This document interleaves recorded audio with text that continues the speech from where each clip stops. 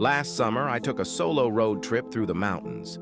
I wanted some time away from everything. Just me, my thoughts, and the open road. I was driving late one night when my car started sputtering and eventually died.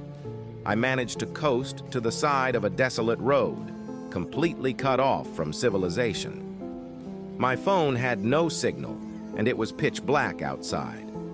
I remembered passing a small town about 10 miles back, so I decided to walk there and look for help.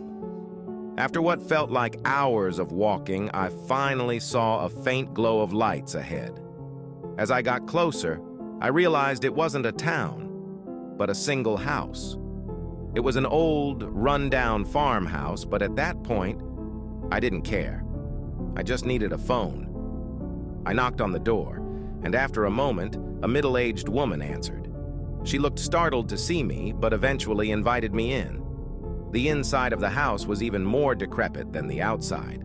The wallpaper was peeling, and the furniture looked like it hadn't been touched in decades.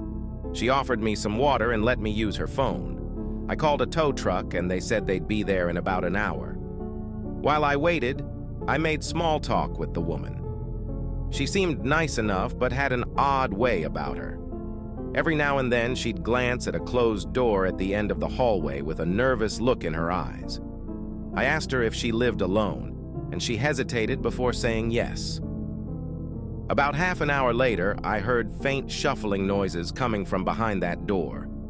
I asked her if she was sure she was alone. She laughed nervously and assured me it was just the house settling, but her eyes told a different story.